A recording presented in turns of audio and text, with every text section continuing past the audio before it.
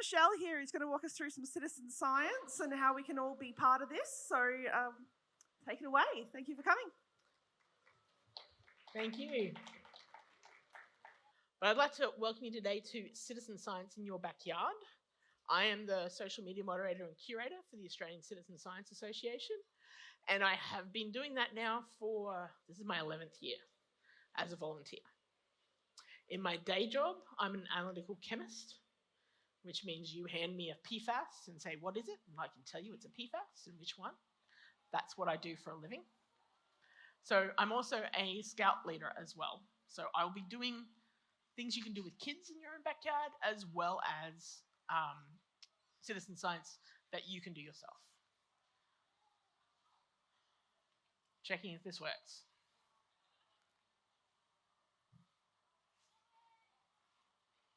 Nope. Am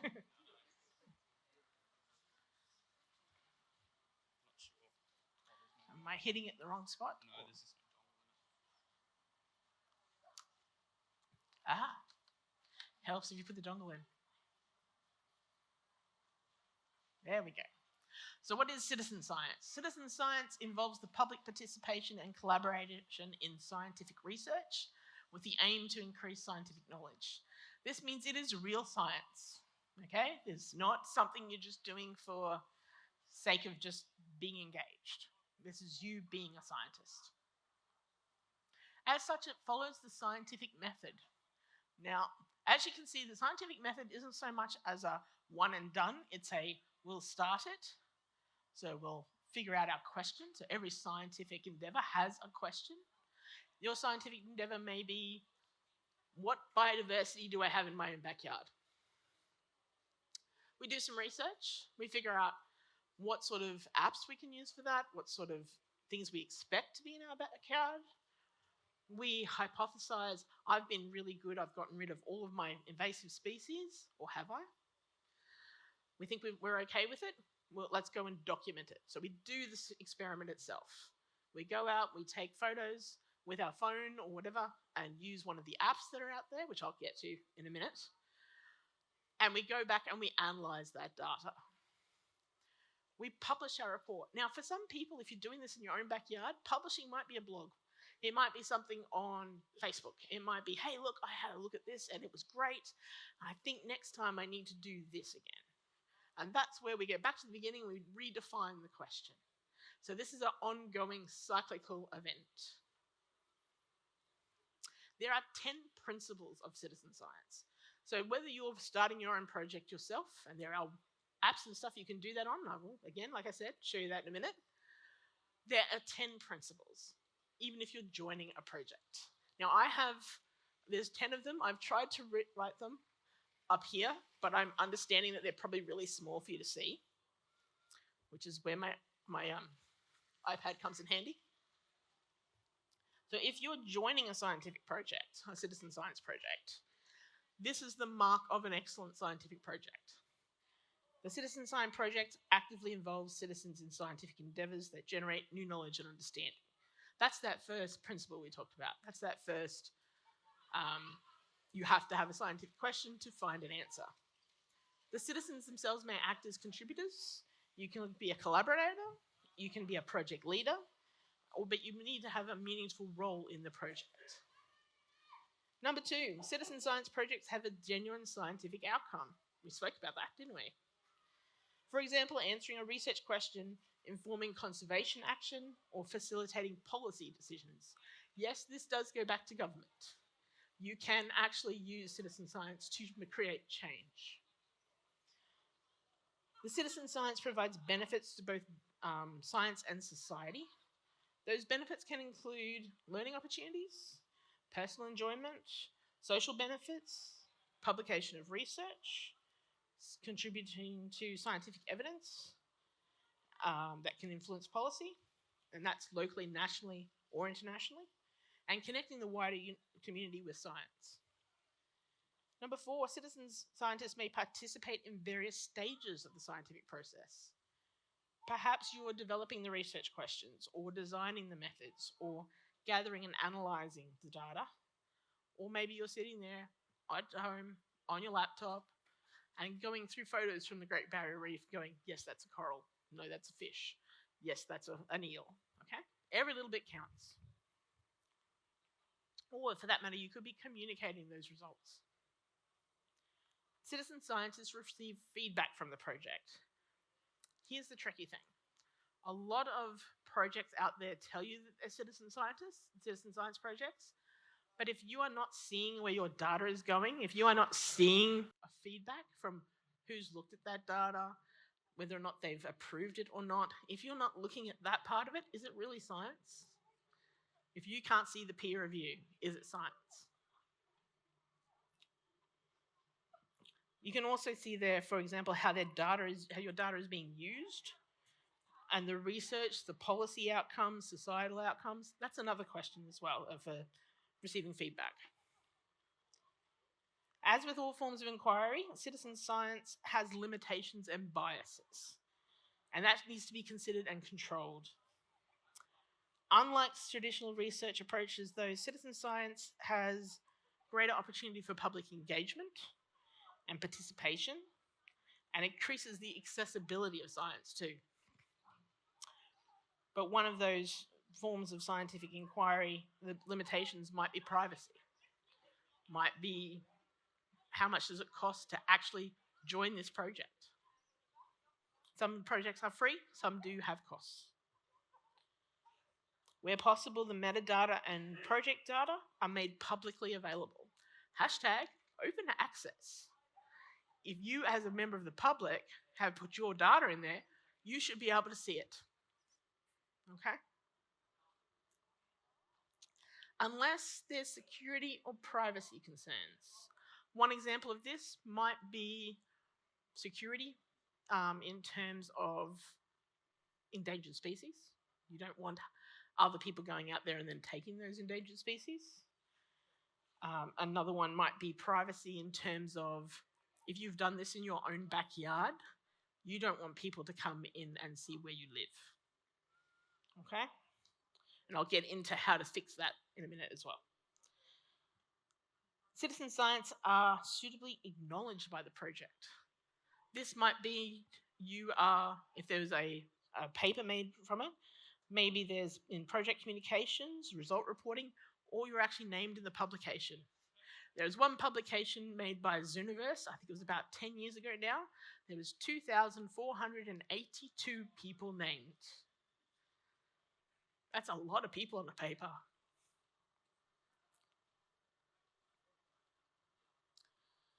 The citizen science program offers a range of benefits and outcomes which should be acknowledged and considered in the project evaluation.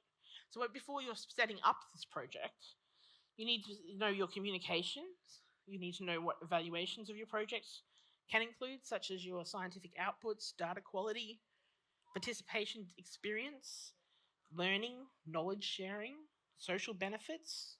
What capacity do you have? Is this going to be a local event, or is this going to be national or international? New ways of the science to engage with others, social media. How are you going to work those algorithms? Because sometimes they're not your friend.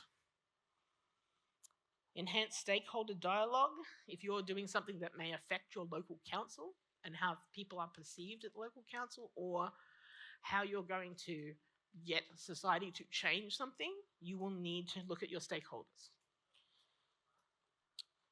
Number 10, the leaders of citizen science projects take into consideration legal and ethical considerations of this project. Copyright, intellectual property, data sharing agreements, confidentiality, attribution, participant safety. If you're asking people to go out and do a bioblitz, is it safe for them to do so? Is it on public land or private land? Traditional owner consultation, and the environmental impact of any of those activities too.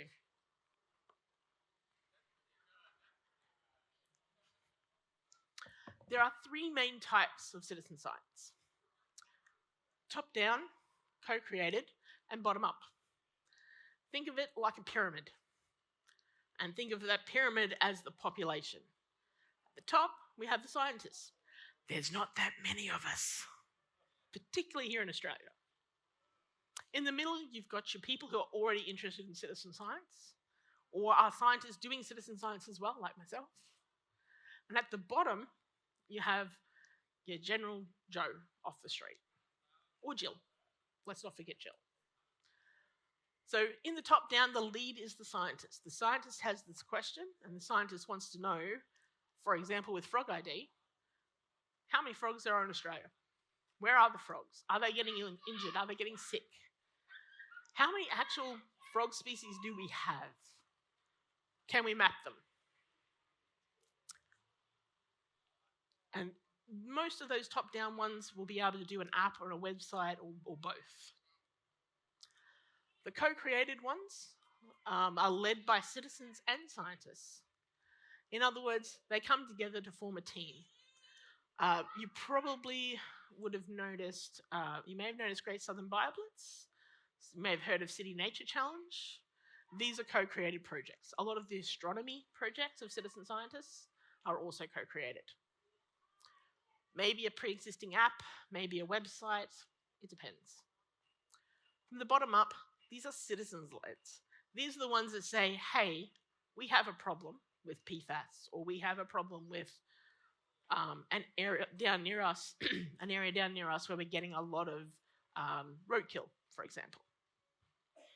Or, as in the case of the Flint, Michigan water crisis in the US a few years ago, is there lead in my drinking water? Now, with that one, the lead in the drinking water, the citizens came together. They said, we need to find out if there's lead in our drinking water. They contacted a scientist at the local university, a chemist like myself, and said, hey, we want to find out how much lead is in our drinking water. How do we do that? So together they came up with a problem, they came up with a solution, and then the scientists showed the citizens how to go and actually test for water. The citizens went back, made a protocol, and delivered it in their local area, and taught others how to do this too. So that was it was eventually called the Crowd the Tap.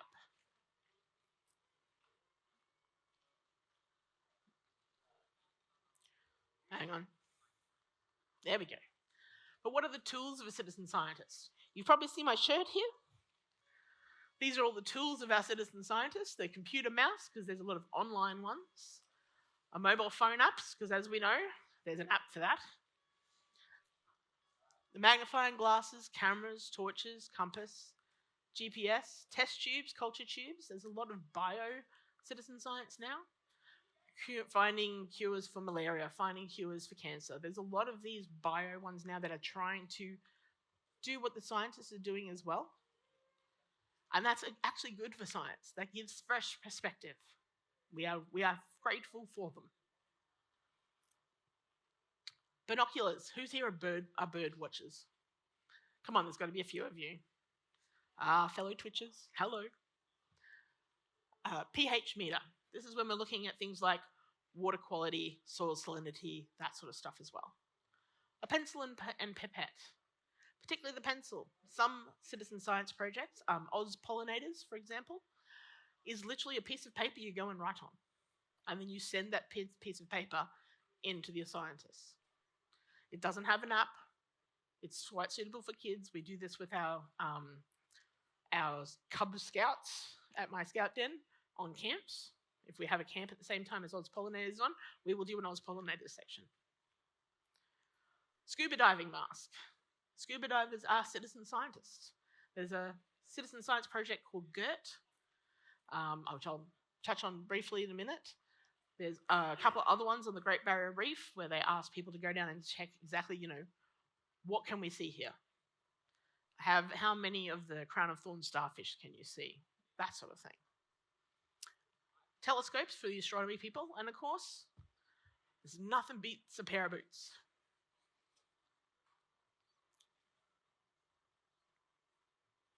There we go. So where can I find citizen science projects? You can find it on the Australian Citizen Science Association website. And I'll show you the project finder in a minute. We've managed to get it working. Yay. The Atlas of Living Australia's projects actually feed to and from the API through the Australian Citizen Science Association. So on the Australian Citizen Science Association website, Okay, from now on, I'm just going to call the Australian Citizen Science Association AXA, because it's just a lot easier and faster, so you know what I mean. And Atlas of Living Australia, we usually shorten to ALA. So on the AXA website, there's a project finder. There's even a bushfires project finder in there as well, so you can go and help about bushfires. You can also go through, and down the bottom on the left-hand side, there's filters. If you know your federal electorate, which I'm pretty sure we all do now, particularly after yesterday, you can go and actually tick your federal electorate, tell it to refine, and it will show you everything near you. Now, some of them are a little out of date. So as such, SciStarter in America have agreed to help us with SciStarter Australia. This one's currently in beta. It will eventually take over for the Atlas of Living Australia AXA link. Both AXA and both SciStarter Australia and the ALA's AXA ones are completely free to put your citizen science project in. Atlas of Living Australia, you can order by where you are in terms of federal electorate. SciStarter, you can order by what you want to do. I want to do something, citizen science in my car. I want to do citizen science in my garden. I want to do citizen science online. I want to do citizen science with kids. So there's a little bit of a different approach with each one. Other places you can find citizen science projects is the Zooniverse. I don't know if anyone's ever heard of that one. There's also an app for that. Originally, Zooniverse started out with astronomy-only projects, but now it also houses health, education, biodiversity, arts, literature, music, a whole different range of stuff. iNaturalist, which we'll touch on again later. iNaturalist, you can make sub-projects in there and your own projects in there, and it's completely free. And actually, NASA. NASA has a suite of citizen science projects they would like everyone on the planet to do, because it helps them with their ground tracking of radar. It helps them with checking how tall trees are. We had a conversation in here with someone yesterday, I cannot remember his name and I'm sorry, but he was talking about finding biomass in trees. They're trying to find heights of trees. So they're looking at their radars and their LiDAR, their laser directed guidance systems and so forth too, to be able to find out how tall trees are. If we go in though, how many citizen science projects are there? We have approximately 258, I think, that I'm aware of here in Queensland. And that's out of the approximate 700 nationwide. So this is not a new thing. This has been around for a while.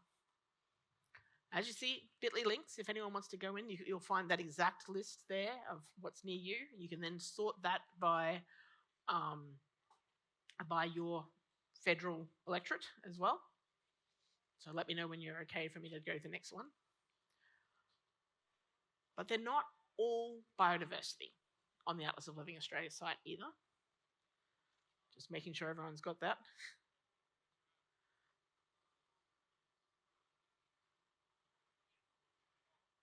There we go. Not just biology. So if you're looking for ones that aren't biodiversity and aren't biology based, there's another little QR code there for you. Perhaps you want to help cure malaria. Perhaps you want to find out if you have any bad mosquitoes in your area. Hint, Mozzie Monitors, or Zika Mozzie Seeker, run by Queensland Health. See that GERT Scientific Diver one down there on the bottom left as well? There's also grammar. If you're a grammar smith like myself and you're really a bit of a stickler for grammar, there's ones about grammar.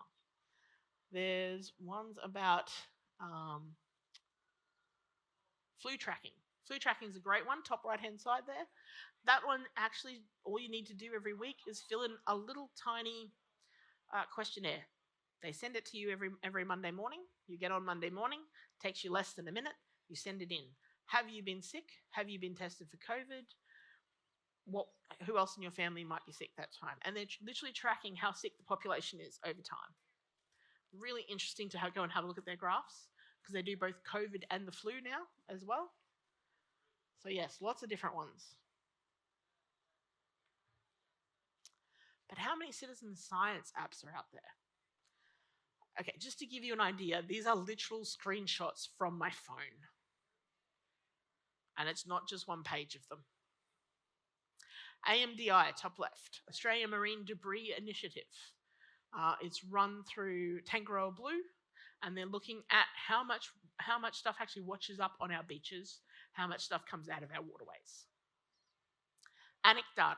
Anecdata is a great place where you can actually design your own citizen science project. I have 2 of them on there. I have one called Space Scurvy. Who here grows citrus fruit in their backyard? Okay. Have you ever wondered how much vitamin C is in that citrus fruit? Well, my citizen science project, Space Scurvy, shows you how to do that. It shows you how to work it out. And then you can enter those results in there, and we can have a look all over Australia or the world of what particular citrus you're growing, in what area, and how much vitamin C is in it.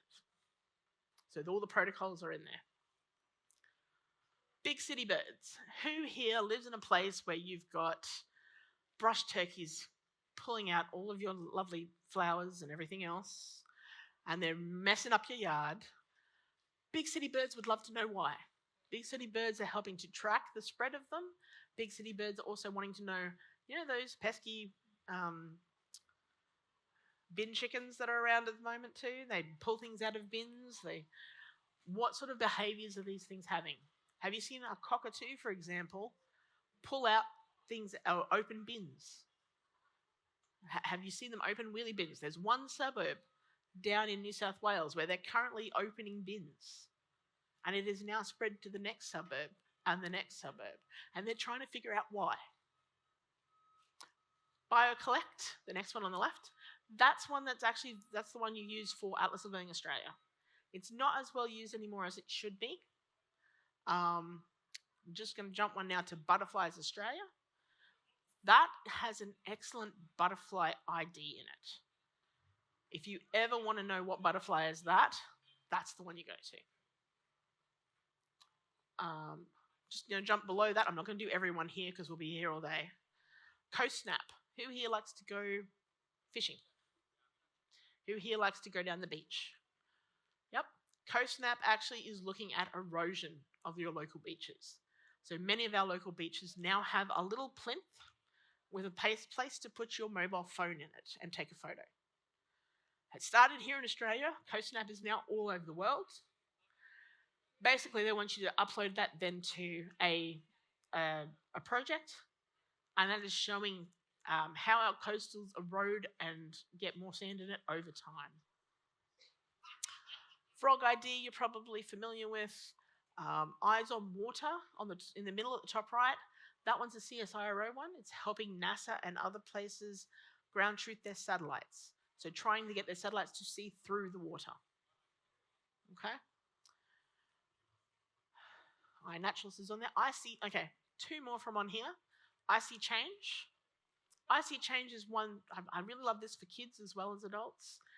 Let's say it's your birthday, but this time last year it was raining or snowing. But this year it's hot and sunny. What is the change and what is blooming from last year to this year on that same day? This is where you can put that in. And it's about writing a little note saying, hey, last year it was my birthday on this day and I saw this. This year, all the flowers are out, all this is out, all that is out. How weird is that? And it's just a way of documenting that change. Okay, 2 more. Loss of the night, this bottom right one in the middle. Who here is always complaining that they can't see the stars? Too much light pollution? This is how you document it. So this one actually has a red, it's from Europe, I believe. It actually has a red, a night and a day version. The day version is when you actually go through and actually do your tasks and make sure you know how to use the app. It has a little training module. At night you go outside and everything turns red, so you don't ruin your eyesight. And it asks you for certain stars and how bright they are on a scale of 1 to 10. Very simple. Okay, 2 on the right there, No Burn. This one's actually started by the University of Sunshine Coast, and their job was to figure out how much leaf litter and so forth are in our local environment so that when we have bushfires, they know which area needs to be cleared first. So you're basically looking at load, how much load of burnables are there. Next to that is Globe Observer. Who here thinks they have really tall trees at home? Or near you? Yep. Ever wanted to find out how tall they are? Globe Observer will help you do that. It'll help you work out how tall they are. They're looking for the world's tallest trees, or at least tall trees near you. Again, it helps them with the satellites for NASA. There's also another section in there talking about cloud. So how many clouds are around? If it's really cloudy, their radars and stuff and satellites can't penetrate through. So they want to know what it looks like for you, like how deep you think the clouds are versus what it will then look like for them looking through the clouds. Really interesting stuff. There's another section in there that's called a habitat mapper, and they're looking at places where mosquitoes breed. So that one's got a lot of different stuff in that one. But wait, there's more. Again, I'm not going to go through all of these. The one I wanted to go through, Questagame, is the bottom right one on the far right. That one there is great for kids. So as I said before, I'm a scout leader. I tend to actually do our joeys. We tend to use Questagame. And I would give them a challenge. Find one spider, find one ant, find one bird, find one leaf or tree or plant, and find a fungus. There's their 5. And that will keep them, if you've got grandparents, if you've got grandkids, that will keep them amused for an hour, easily. Okay.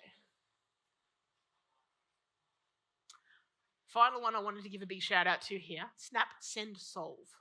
This is originally a European citizen science project, but it's about things in your city. I'm from the Redlands. As you can see, someone has found a pothole. There's also things like Woolworths trolleys down the end of the street that shouldn't be there. This is where you report it, okay? This is how we keep our cities and our local environments cleaner and easier for us to get around. And yes, there's an app for that. It's called Snap, Send, Solve. And it will send you to once you say what the problem is and you upload a photo, the system automatically sends it to the right people. It's great. Who thinks their garden has the best soil? You've been working really hard at your soil. Prove it. The University of Queensland is looking for the best soil. They want the best microbes because they want to figure out some more antibiotic-resistant antibiotics. Sorry. They're looking at new antibiotics to fight superbugs. And the way they're going to do that, like we did with penicillin, is from microbes in our soil. So a bit of a shout out for them. There's 3 main citizen science project apps in Australia that deal with biodiversity. There's Nature Mapper, iNaturalist, and Questagame. Which one's right for you? That completely depends on you. Nature Mapper is not everywhere yet. It's only just started in Brisbane. Give it time, it's coming. It started in Noosa first, I believe, and now it's going down. Questagame, as I said, really great for the lilies. Absolutely fabulous. iNaturalist, you can do your own projects, you can check your privacy, everything else like that.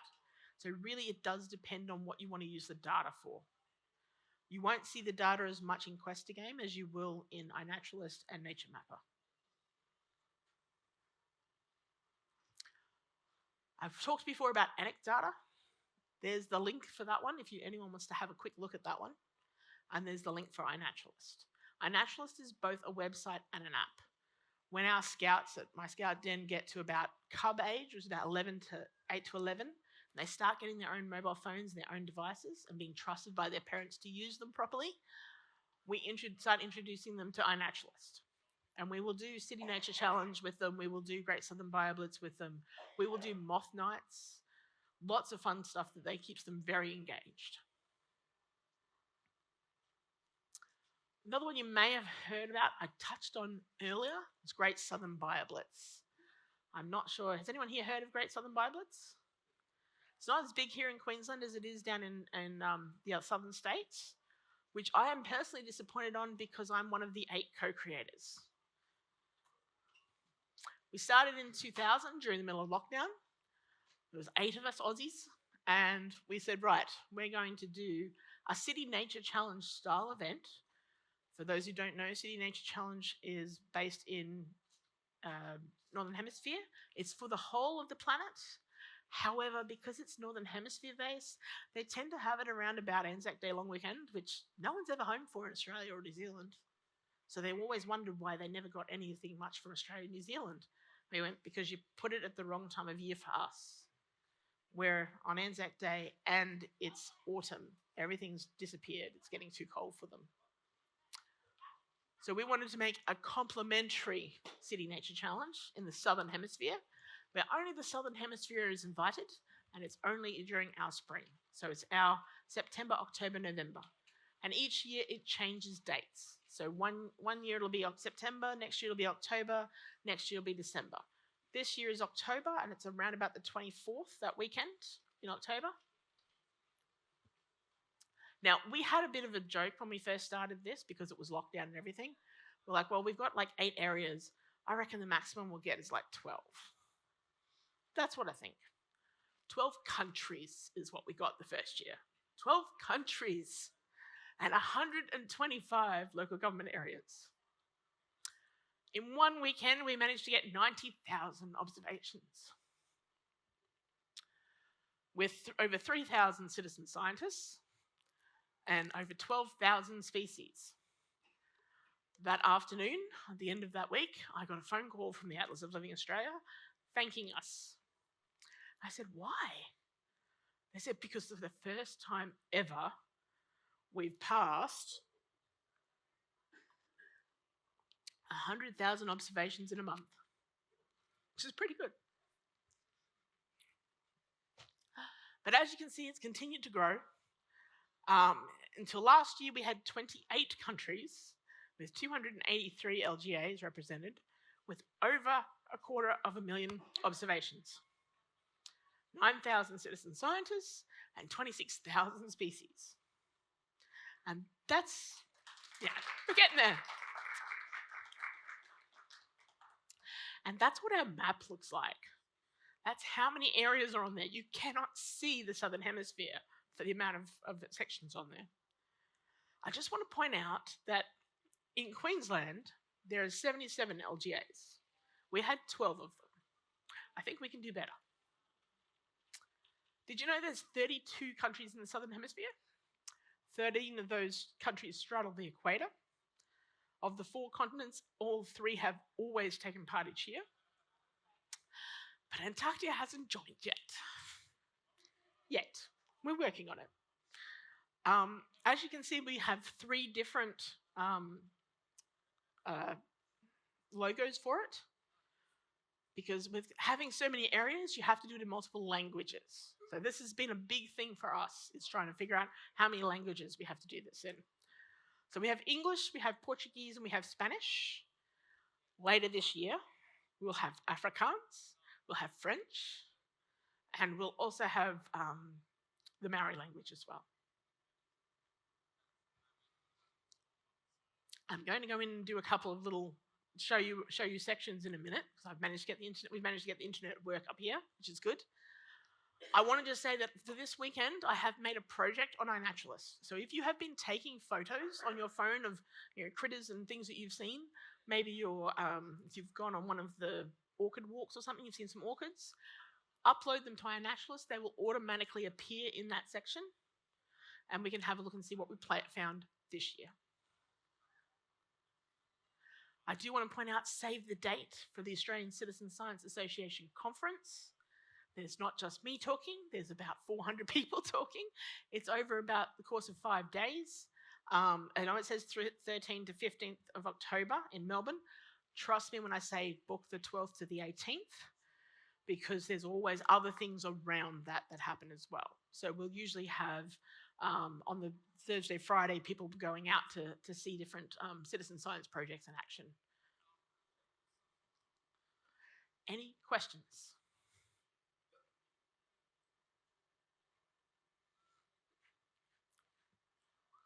Okay.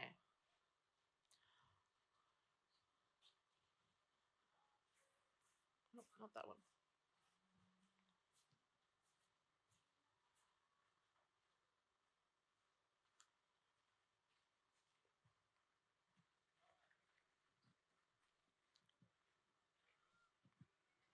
Since no one's asking a question, I thought I might just throw a science question in. Yep.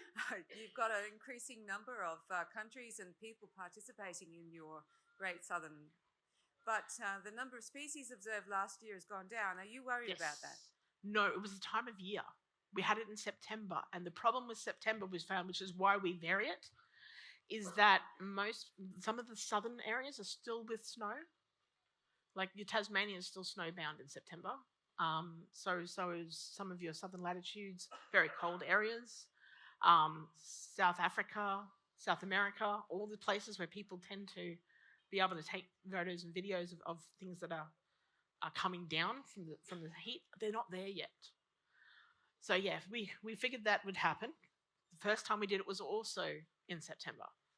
So it's interesting. We're going to actually do the data survey after this. When we've had a few more years of it, we'll see when the best time of year is to actually do these surveys. And then we'll probably stick to that sort of time of year. I'm going to suggest it'll probably be late October, early November, probably, would be my guess. But now, can you see iNaturalist on the board here? Can you see them? Okay, so Dragonet is me on iNaturalist. My kids and my husband, we're all on iNaturalist too. But I wanted to show you while we're here, and I'll let everyone know to kick me off or ask me questions. Yell them out if you want to, that's fine. So projects. This is how many projects I administered down the side here. You can see our little Birkdale Scout Den one there. But I've got probably 20 pages of projects. But this is one of my favourite ones, the Australia's Untowed Roadkill. If there's always a place in your local area that you're always seeing animals come a cropper, this is where you report it. Okay? We've got there's a lot of things nowadays where in most local government councils, there is starting to be one person who's experienced and expertise is iNaturalist. Redlands, Logan, Gold Coast, Brisbane, all of them have someone who is an iNatural specialist. And this is what they're looking at now. This is where they're going to. Except unless you're a brush turkey. So I just wanted to show you what the Great Southern Bioblitz umbrella project looks like. So to make a project this big, we divide it into 3 lots. So your Americas, South America, Oceania, and Africa. As such, then we put all of those projects under here into an overarching umbrella project. So the umbrella project itself, that's where I got this section from before. But as you can see, it lists all 200 odd of them. Almost 300, there wasn't that one. And some of them may only have 15 or even 1 or 2 observations in there, and that's fine. That's completely fine. Our aim with Great Southern Bioblitz was to help drive biodiversity in the southern hemisphere when it's at its most prime in spring. We also want to make sure people start using iNaturalist more. iNaturalist is great because you can go in and see the things that you've actually put in. People will also come and tell you what you've found, which is great too. Questa Game is fabulous because you'll have a scientist come and tell the kids what they've found. But as adults, we want them a little bit faster sometimes. Do I pull that weed or don't I? That's the thing. Now, iNaturalist was originally invented in 2008, and the scientific question was, can we use AI to identify plants? That's originally why it was invented. They then realized that they didn't have enough pictures of the plants to actually be able to train the AI. So they invented iNaturalist to be able to train AI. With that AI training, you now get another app called Seek. Now, Seek is not citizen science. It's where they were trying to go to in the first place with the identification. They still do not have enough pictures in the database from the Southern Hemisphere, however, to make Seek any good for Southern Hemisphere yet. We're still waiting on that one. But that's where we all come in and put more photos on iNaturalist. So eventually you will be able to just point your phone at something and go, is that an invasive species? And they'll say, yes, remove. On our website for Great Southern Bioblitz, we also have annual reporting. So how many things we had from each area, Oceania, Plants Kingdom, South America. How many observations were there, species, participants. Now these observation bits, they do change over time. Sometimes people will go in and delete them if they've done more than once. Sometimes people will take them out if they were obviously not from that area. Someone's done a dummy one or something for a test. We also have in there the best things that we've found. So Argentina, the humble magpie is overlooked. We want as many photos of magpies as we can get, please. And normal things you see around you. It's not just the unusual we want. We want everything. So to have a look at what we've done here at the planting so far, remember I said I'd put that little one in? This is what we've got so far.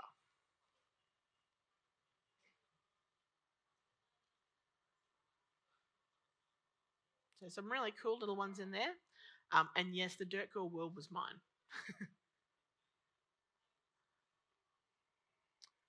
I just wanted to jump into Atlas of Living Australia. Have we got any teachers here? Got any teachers here? Okay, so anyone who's at school, if you've got a teacher, this is how you go in and you figure out where the stuff is in your area. So all of Questa Game, iNaturalist, Nature Mapper, everything feeds into the Atlas of Living Australia. And once it does that, everything is available in this area for you to have a look at. And you can go through and test by mammals, birds, insects. Let's say we want how many crows are in Brisbane.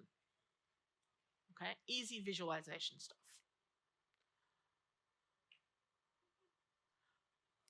If you are using iNaturalist, one of the things I will just say, and this is my last point, is when you do put stuff in, and if it is in your own backyard, look at the geo-privacy of that and say obscured. Okay, there's 3 options in iNaturalist. You can have open, which is what it defaults to. You can have obscured, which means it puts it in a grid. It knows where it's at, but it won't show people your backyard. Or you can have private. The problem with private is no one can tell you what you found because no one can see it. So private's a little bit too far one way. Okay? Thank you very much. Thank you, Michelle. Thank you. So again, everyone, so with iNaturalist, logging everything we've done this weekend, and if you see anything cool, but also share that with the planting so we can tag it with our social media as well.